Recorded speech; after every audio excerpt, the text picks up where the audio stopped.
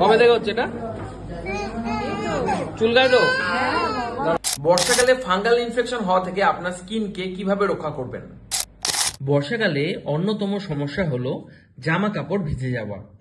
ব্যাগে শুকনো জামা রাখুন, এক সেট মোজাও রাখুন ব্যাগে। ভিজে পোশাক গায়ে শুকোনো বা এসিতে শুকিয়ে নেওয়া একেবারেই ঠিক কাজ নয়। এতে শরীরে ফাঙ্গাল ইনফেকশন হয়ে যাওয়ার চান্স থেকে যায়।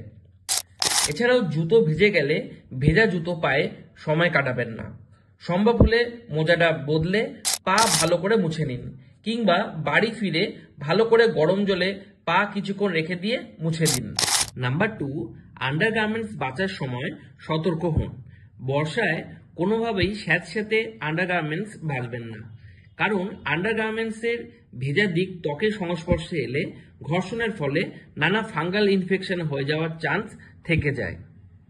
নাম্বার 3, যারা ওয়ার্কআউট করেন তারা ওয়ার্কআউটের পর অবশ্যই স্নান করে নেবেন এবং জামা কাপড় ভালো করে ধুয়ে ফেলবেন।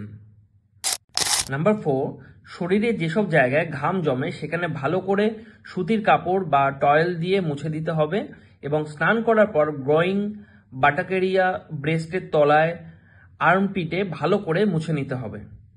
নাম্বার 5, বর্ষাকালে টাওয়েল, আন্ডারগার্মেন্টসে ফাঙ্গাস জমে যাওয়ার চান্স অনেকটা বেড়ে যায়, তাই এইগুলো প্রতিদিন ধুতে হবে এবং আয়রন করতে হবে।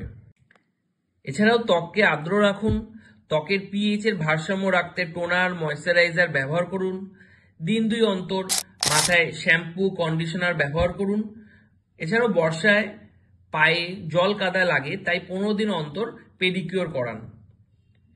এছাড়াও মনে রাখতে হবে কোনো স্টেরয়েড জাতীয় ক্রিম ফাঙ্গাল ইনফেকশনে ব্যবহার করবেন না, কারণ এতে ফাঙ্গাল ইনফেকশন কিছুটা হলেও কমলে পরে আরো বেড়ে যাওয়ার চান্স থেকে যায়।